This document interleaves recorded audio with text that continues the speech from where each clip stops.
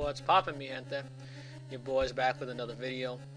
So this week's Let's Talk About It is going to be about the new pop-up and knockback, or pop-up can also be referred to as a launcher. This is going to be about the new launcher and knockback physics that I'm implementing within the Castlevania Symphony of the Night hacked engine. So, in short, launchers let you pop enemies up into the air, and knockback lets you send enemies flying away from you. The end. Nah, I'm just fucking with y'all. Let's talk a little more about this. So, for those who've never played any of the fighting games out there in the Marvel vs. series, like Marvel vs. Capcom, X-Men vs. Street Fighter, Marvel Superheroes, any of those games, launchers are basically where you pop someone up into the air, and then they're disabled while they're up in the air. They're helpless for a certain window of time, and you can actually follow up by jumping into the air and performing some kind of aerial combo on them. Now, these don't exist in just fighting games. Games like Devil May Cry, God of War, etc. all have things like this, and it adds a new layer of depth to the game. There are a couple of 2D side-scrolling platformers with them in them, but they're not as common. One that springs to mind would be SOTN Sanctuary, which actually has a decent set of air combos available and some decent physics with it. Blood Rain Betrayal also has something like this, though in that case it's not nearly as good. You don't really have as many options. And that's a big thing about aerial combat, is in the original Symphony of the Night you really didn't have a lot of options here. You pretty much jumped up, did single strikes. The most you could do is do a strike and then cancel it with a double jump and strike again, but that really wasn't that helpful because you were so much faster in the air with your strikes. For those who have doubts, stand on the ground and do a couple of slashes and then do them in the air. In fact, in Symphony of the Night, the original version, I was rarely ever on the ground unless I had to be. Up until I got something like the Alucard sword, of course, that had an extremely obscene slashing speed on the ground too, then it was worth doing. But for most of the game, I was just using jump slashes repeatedly and doing a lot more damage overall like that. The DPS is just much higher. Now, that is something I fixed in the Castlevania Symphony of the Night hacked engine. Because instead of doing single attacks on the ground, you actually can do stronger attacks as you hit the attack button more often, what I like to call ground chain. So your first slash is going to be very weak, but if you do a second slash, it's stronger, a third slash is stronger, and if you get to the fourth one in a standing ground chain, it's extremely strong, and it'll actually knock the enemy flat down onto the ground, which has its own purposes and its own uses. So, and with the spears, you have 3 attacks on the ground, they each get stronger and stronger, with the third one sending an enemy flying away, and also if they have armor, damaging it, so very helpful. Crouching attacks are just single attacks, because, crouching is more of a defensive thing to me. I didn't want to really give chains with crouching attacks because then you'd have no reason to use the standing ones. But in the air, your swords also have a 3-hit chain as well, with the final attack launching enemies away from you. And for spears, they're single attack only because they're designed to just be a single strong attack in the air. They're more designed for ground fighting. It's a balancing thing. I don't want to go into more details on that.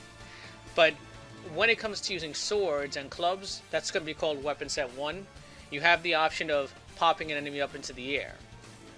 Now, this is a strong attack, so it does take MP to use, but once the enemy's popped into the air, you can then perform a variety of air chains. And popping an enemy into the air has its own benefits, because if you're dealing with, let's say, 3 or 4 bone scimitars on the ground coming at you at once, you can pop up 2 or 3 of them and then deal with the other one by itself, while the other ones are still in the air coming down to land.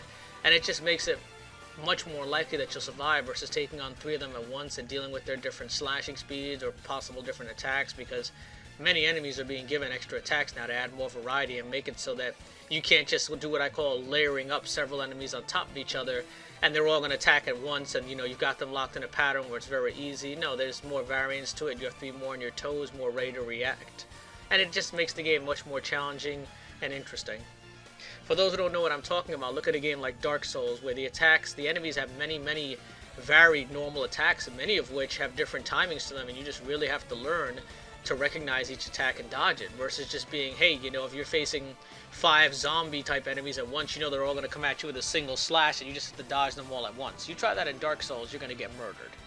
You definitely don't want to take on 3 or 4 enemies at once in there, unless they're really small, weak ankle biter type enemies, because they're differentiating attacks with different timings and different requirements to dodge them will mess you up really fast, and you can really end up getting stun locked. Now, stun lock isn't so much of a thing in this game because you have invulnerability, but nonetheless, you're going to take a lot more damage if you take it on multiple enemies, large numbers of enemies all at once. So it's to your benefit to have some way to reduce the number of enemies you fight at once without it being a thing of having to constantly hit and run, which is just boring. The other two things with launchers that are helpful is, one, the enemy doesn't just pop straight up into the air. Let's say you're facing to the right and there's an enemy to the right of you. When you launch that enemy up into the air, he's going to go up into the air and move a bit to the right in an arc as he kind of falls back down to the ground. Then he's going to land on the ground and lay there for a little bit, which allows you to follow up with some more attacks. And more importantly, while they're launched up in the air, they don't do touch damage, contact damage, whatever you want to call it. So it's very useful if you have an enemy that's about to run into you to save yourself. Now, is that something you're going to want to use with every enemy that comes charging at you? No, because some enemies will have more priority and you won't be able to launch them. You'll want to use the knockback instead. It really depends on the enemies and just adds a little more depth to it and another way to save yourself. So launchers come into play for that. They of course come into play where if you have an enemy that has some dangerous ground attacks or with very little warning, you know, it's very handy to be able to knock that enemy up into the air. Case in point would be the Bone Halberd. The Bone Halberd's been modified so that it now has two attacks. One is the traditional spear that has a wind up and he stabs forward. This now has an effect over it so you can't duck it anymore. The only way to dodge it is to be extremely close before he does it, or to backstep away quickly, or jump into the air. If you try to duck under it, you just can't because of the effect. You'll get nailed. And it's a bit faster, so you really have to be ready to react.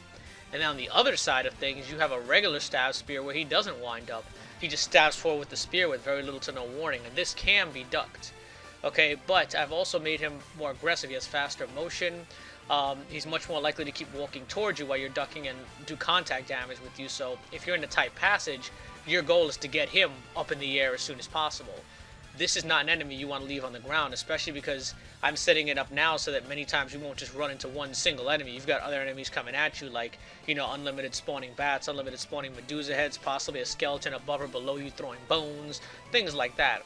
That are just a hazard. Bone pillars further down the screen. So the idea is to get this guy up in the air, and he's ground chased because in the air he's helpless basically. And that's part of making the strategy a little more in-depth for the engine. I want it to be a little more than just slash, slash, slash, jump, slash, slash, slash, jump, launch sub-weapon occasionally, slash, slash, slash, cast spell. And there just wasn't a lot of depth to the original game.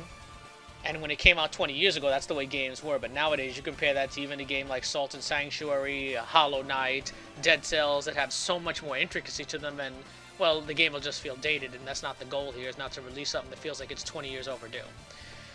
Anyway, launchers obviously aren't great to be used on everybody. You know, there are enemies that are resistant to launchers and knockbacks, and these enemies can take a couple of hits. A case in point is Golden Bones will take a couple of hits before he can be launched up in the air.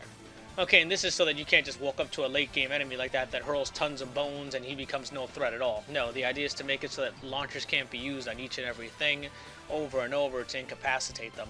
Obviously, enemies like Blade Master, you know, Blade's being renamed to Red Slasher, Gurkha Master, and Hammer, I can't think of the name, Hammer Shaker, excuse me, can't exactly be launched in the air because they're too fucking big. Not with your sword and your club. There's just no way you're getting those guys up into the air. It'd be ludicrous. And some other enemies, like the Gravekeeper, for example, has a chance to randomly try to chop down from above when you launch him in the air and hitting him, so you've got to be careful and be ready to get away from him in case he does that, because there's no way you're knocking him out of that move in midair.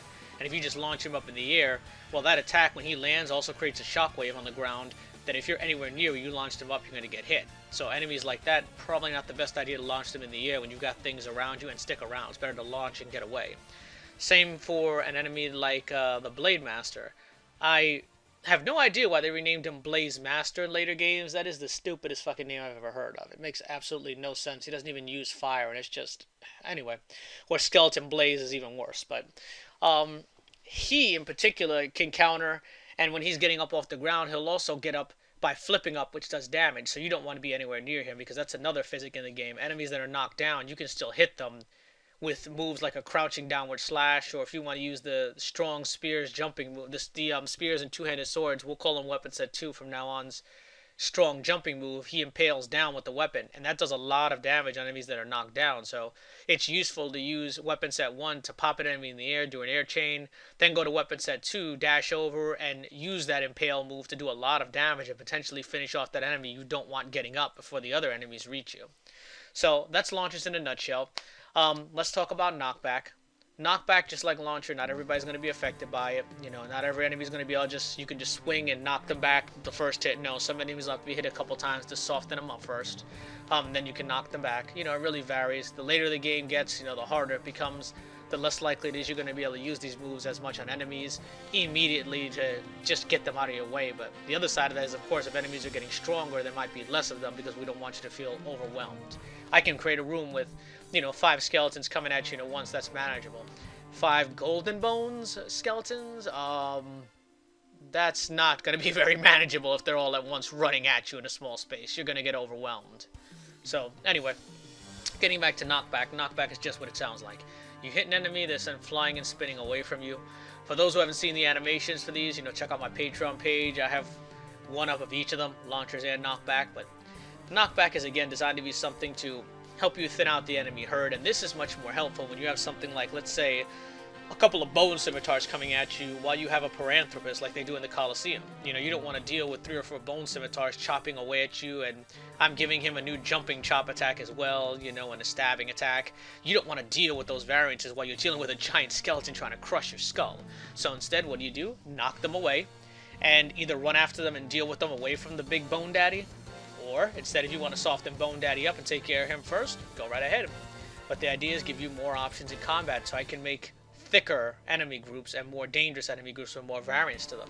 Instead of it being a thing where you're just fighting that paranthropus with 2 bone scimitars, I can put in 4 bone scimitars, a paranthropus, and possibly a hunting girl on the other side coming towards you, so you're trapped between the 2 of them.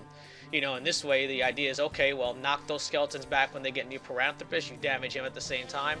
You know, double jump over him, go after the skeletons and try to finish them off as soon as you can, and then deal with the paranthropus before the hunting girl, who can't be stunned easily, well, the paranthropus doesn't have a pain animation, hunting girl does.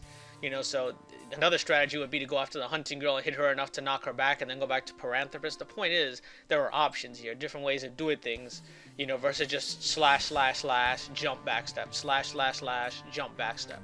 You know, and I haven't even gotten into the idea of potentially sliding between Paranthropus's legs as he comes after you to slam his bone down. I haven't even talked about anything like that, you know, any crazy strategies, or the possibility of baiting the hunting girl up into doing an air stab and then stomping out and running under her. You know, there's a lot of different things you can do here with the extra movement I've given you, and you're so much more fast and fluid versus the original game where you were very stiff and movement was overall not very good. A lot of times you'd get hit because you could see the attack coming but just couldn't dodge fast enough, not because you couldn't react, your player just couldn't move fast enough, and that's never fun. The other thing about knockback moves is for larger enemies that are not easily stunned or knocked back or have their poise broken, whatever term you want to use for basically making an enemy go into its pain animation, knockback is very useful for that because it does a lot of damage to an enemy's poise. I'm going to use that term because that's the new age one that everybody's using thanks to Dark Souls. So if you have an enemy like Red Slasher coming at you and he's about to hit you, you can always use one of these moves to not only do damage but also send him into his pain animation, break his poise, and now you've got a few seconds to do some free damage, especially because I'm setting up these animations when the enemy is in pain to give you a little more time to do damage to them. Kind of a way to have an opening, because otherwise there's no point in having an enemy go back into a pain animation for like a half a second or a third of a second. You can't do any extra damage in that time, and it's just stupid. So at the same time, it has to be modified so you can't stun lock them infinitely, of course, but that's a different story. And like with launchers, any enemy that's sent flying back doesn't do touch damage at all. Okay, that's not really an issue because they're sent flying far away from you, so you can't exactly run into them. It's the same when they're knocked down on the ground. They don't do any touch damage, so you can walk right past them, which in itself, those physics make life a bit easier. I know a couple of you might have seen my Christmas video where I have a whirlwind type of move that was inspired by Grimoire of Souls.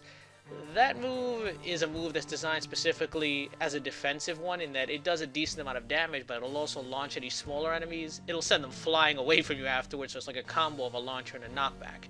And with larger enemies, it does a lot of stun to them, which stun is a separate thing from poise breaking. Stun is basically when you hit an enemy and you'll notice the enemy stops for a split second, and this is done so that you have time to keep hitting the enemy over and over and they don't just overwhelm you. So stun is a totally different thing from poise breaking. But it does a lot of stuns, so you have plenty of time to get the entire move finished with. And then at the end is a knockback move that, like I said, it sends the small enemies flying back, but it's a good way to break the poise of larger enemies and send them into their pain animation. So, again, giving you more options, different ways to approach combat. But anyway, that's knockback in a nutshell. For those of you who don't know, I have set up a forum and a Facebook group, so go ahead and join those if you want to talk to any other like-minded Castlevania fans. Subscribe to my Patreon page. You can also make a one-time donation via PayPal down below. Definitely comment on this video, like it, let me know what you want to see next. As usual, this video went over a little bit, but I always get so hyped talking to you guys that I just want to give you more and more information. So again, give me some feedback, let me know what you'd like to see videos on, what you'd like more details on, what you'd like to see, etc. Definitely, if you're joining the Patreon and you have rewards in mind, feel free to mention those. Other than that, I'll talk to y'all soon. Peace.